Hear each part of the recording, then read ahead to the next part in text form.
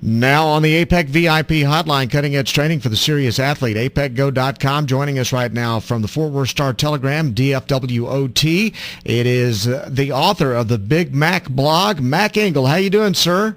Good. Bryan, how are you? Doing very well, thank you. I got to tell you, I don't know whether to start off talking about the Cowboys or talking about the Aggies and Johnny Manziel. Yeah, that's a lot going on this weekend, huh? No I think of all the things that I could not have seen coming this season was Texas A&M's transition to the SEC going this well. I'm eating a lot of crow today, buddy. Yeah, there's no doubt, and this is John David Crow Aggie style through and through. Everybody is having such a fun time in Aggie Nation, throwing it in our collective faces, and I would too. I mean, they got beat up so bad about their decision to leave the Big 12, and they were going to be in over their heads, and they weren't going to be able to do this and all that. And all they've done is gone in what? They're 8-2. They're going to go 10-2, and they're going to go to a pretty decent ball game. You know, the thing that I mean, before the season started, I never saw this coming. I never thought that they would compete like this in their first year in this conference. I thought it was going to be an education by butt whipping on a week-to-week basis. And, I mean, they just proved me wrong, completely wrong. Yeah, and I thought this was going to be a season where they would figure it out. I thought they would catch up. I think there's two things. One, A&M's roster was considerably better than we thought because clearly, you know, what was going on last season, and granted, this team's a little bit older, but, I mean, there was no indication under Mike Sherman that these players were this good. Now, we had a pretty good idea that Montre Moore was good because he had a good freshman season, but he regressed last season. We knew those tackles were good. Now they're really, really good. They look like, you know, first-round picks. The wild card, Sean Porter, another guy we thought was pretty good, didn't know it was like this. The wild card was Johnny Manziel. I don't think anybody, even I interviewed a guy who's on the Cowboys practice squad, a guy named Ben Bass, who was a defensive lineman for the Aggies last year, and he even said it. We had no idea this guy was this good. We had no idea when we faced him as a scout team quarterback or when he was running drills that this guy was even going to be the starter. None of us knew. We all thought it was going to be the other guy whose name escapes me right now. And if you've got a good quarterback, which Johnny Manziel obviously is, then you can do things. And the other thing, too, is the Aggies have really exploited what is an SEC West that is just not as good as it was a year ago. And then that's no indictment against the Aggies or what they've done. They've earned everything. They've earned all of this. But Arkansas isn't as good. Auburn's terrible. And Ole Miss is a little bit better. But they've won those games. They beat them all handily.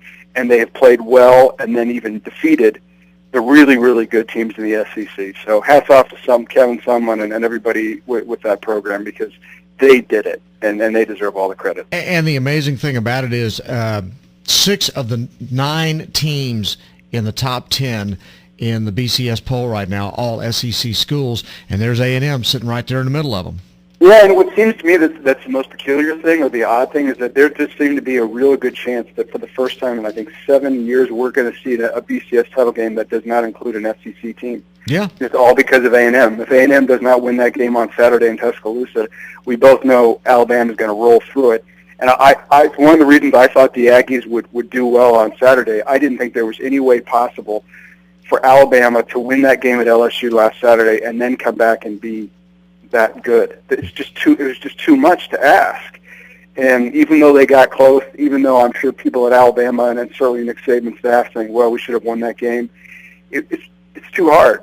You're asking that team to sit there and be perfect against all these teams that are pretty good or really good, like A&M, and eventually they're just going to lose, and that's what happened. And the funniest thing about all of this now is that we're looking at a very real possibility. I mean, it would be a pipe dream, but it's a real possibility that Texas could have to play Texas A&M in the Cotton Bowl. Wouldn't that be a hoot? I would love it. I'd love it. Yeah, I mean, I think it'd be great. I think that's why you want. I mean, if you want to make the bowls relevant, give us those games. Absolutely. If the conference breakups are going to affect rivalries, then at the very least, these bowl games should at least give us these. I think it would be wonderful. Now, I know a lot of things are going to happen, and right now all the bowl projections I'm seeing has Texas playing LSU in the Cotton Bowl. I really would much rather see Texas A&M versus Texas Everybody in the would. Cotton Bowl. Everybody yeah, I mean, you'd would. have 100,000 people, and you would have national we both know the bowl games are irrelevant. They're just exhibitions, and they're great for the coach's job security, the end. But that would be a matchup that I would pay to see. I would love to see that again. Oh, it'd be fantastic. All right, and then I saw for my own eyes Colin Klein playing for Kansas State, and I'm telling you, if I had a vote right now, I know he's a freshman, but he beat the best team in the country at their place and played a great game. I'd have to vote Johnny Manziel for the Heisman. I don't think you're going to go wrong with either one.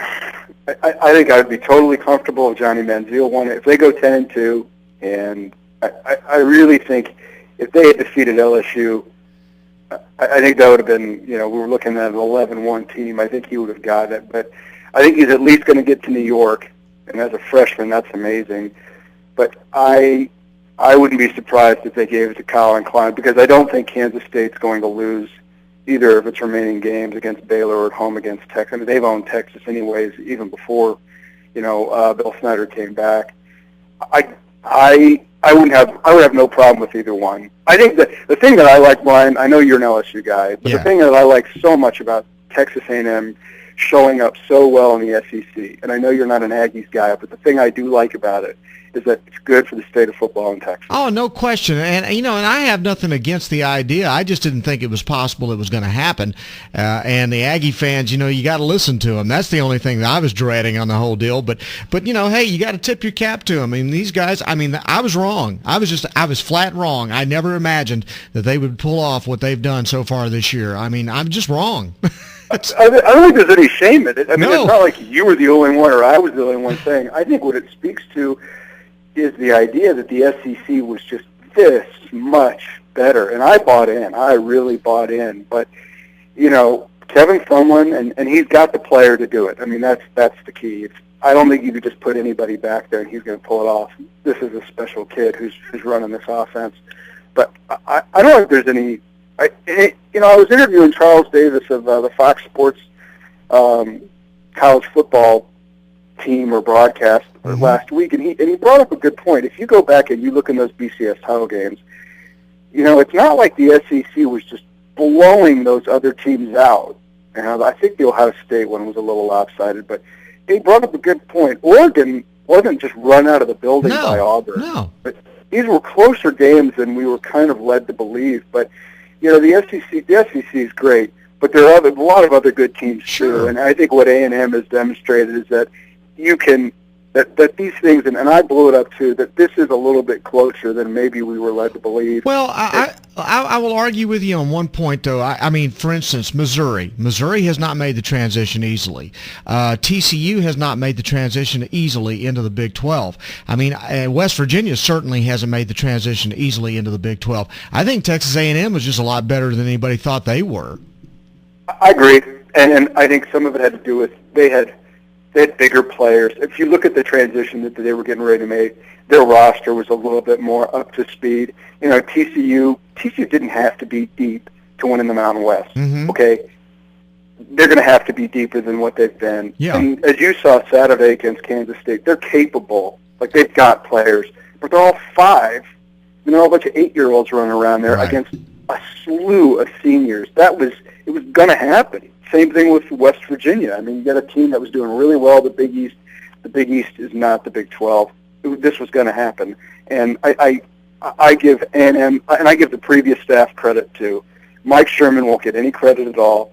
Obviously, he had put together a much better roster than what we realized. No question. All right, real briefly, what do we make from the Cowboys' win other than the fact that they needed a win, they got a win against a team that's even more dysfunctional and a bigger mess than they are? Is this the sign that things are going to turn around for them now, or do we just... I think so. It's not, because I think we're more than halfway through the regular season, and I think what the Cowboys have demonstrated through the first 8 games is that they couldn't beat the best teams, and they could beat the worst teams. And if you look at their upcoming schedule, they're playing a bunch of bad teams. So they could beat the Bryan, and I just wrote it. This should be the beginning of a 5-game winning streak. They play the Browns. They've got the Redskins at home. They've got the Eagles at home. They've got 3 straight road home games. You've got to win those 3. They can. And then they've got Cincinnati. on December 9th. Now, that one's a little bit more of a wild card because the game's in Cincinnati, and as we saw yesterday against the Giants, you just don't know what the Bengals are going to do. It's totally unpredictable because you don't know if they're going to quit, if they're going to care, where they're going to be. The Cowboys, the one thing that they have done under Jason Garrett, and I think it's been sort of overlooked, is he still has them playing hard. Mm-hmm. Now, maybe they're not very smart, but they haven't quit. They've shown no signs of quitting. So I think it's two things. I'm expecting that on December 10th, the Cowboys are going to be 8-5, and then after that, they're going to fall apart. Then they've got the good teams. Then they've got the Steelers. I think that game's in Arlington. Yeah, it is. And then they're going to go to New Orleans and play a Saints team that's better than their record, and then they're going to finish the regular season going to Washington. And you just don't know. You don't know. I mean, yeah. Mike Shanahan quit on the season a week ago. Then he had to defend his comments that he's not. So the Cowboys realistically could be 8-5 by December 10th. And what they do in those last three games, I think at the very least, if they get to 8-5, they're probably going to get to 9. That means they're probably going to go 9-7. Now, whether or not that's good enough to get in, I don't know, because I know they have enough of the bad teams coming up, and they've demonstrated they can beat those bad teams. Brian, they're going to be in it by the end of December. Amazing. They're not dead yet. It's incredible. No, but I love it, and it makes it interesting. It makes it fun. Sure. And ultimately, it makes it a total kick in the crotch, heartbreaking when they disappoint you again. Yeah, but you know what? After you get it done to you about 5 or 6 times in a row, every year, you start to get used to it. You almost are welcoming it by now. Absolutely. You're kind of numb to it. And then if it doesn't happen, you're like, oh, wait a minute, what's going on here? It's kind of like Seattle in the middle of December that doesn't have rain. You're like, why, God? What did we do wrong? Why aren't you raining on us? Good point. Yeah. All right, Mac. Hey, listen, thanks very much. Of course, what are you writing about in DFWOT and then the Big Mac? I have to say this. I hope I get this arranged. And, Brian, I'm sure as a longtime member of the media, you get emails from time to time saying we will make person Y or person A, B, and C available to you to interview. Right. As part of a promotional deal. Like they've got a new book coming out. Sure. They've got a new DVD. So when this one came down the pike, I was like, I got to do this. And this woman has a DVD coming out. And when I saw it, I was like, I got to do this. Jane Fonda has a DVD coming out. And I saw this, and I'm like, I have got to do this. I've got to take this. So I am hoping, and you never know with Hollywood stars. You just never know. It's sort of hit or miss when you can kind of arrange some of these interviews, as I've learned in the last, however many years I've been dealing with peripherally with sort of Hollywood types. But my real hope is, Brian, that I will get to interview very shortly the great Jane Fonda. Sweet. And ask her about those, those great 80s, VHS tapes that made the rounds. And now she is, as she, goes into the latter part of her career, she's graduated to AM, PM yoga DVDs. So I am very hopeful that I will get to interview the great Jane Fonda here shortly. I'm sure she'll be thrilled to talk to you about those great videos. I don't know. I'm excited about it because I know whoever the PR person is has no idea who I am, which if they did, they would never have offered her up for an interview. So I am really hoping that I can pull this one off. I've interviewed some very interesting people in my career. This would be one of the top. Hey, and throw in a few questions about Barbarella and Cat Ballou while you're at it, okay? I will. Any questions you want to ask, you go ahead and fire my way. No, I can't guarantee I'm going to get them in because you never know. Sometimes they usually have a PR person waiting on the line. Yes. Sort of monitor the interview. To cut you off in a heartbeat. Quit screwing around. This bond is done with you. So you asked me what I'm working on. I'm really hoping I can get that done sometime this week. Well, keep us posted on that because I want to see that when that comes out. I will. All right, buddy. It's Mac Engel from the Big Mac blog, the Fort Worth Star-Telegram. Thanks for talking with us, man. Appreciate it. Anytime, Brian. Have a great week. Good talking to you. Mac Engel on Bryan Houston Sports Radio Live on 99.3 Talk FM. Hey, good luck with that. I hope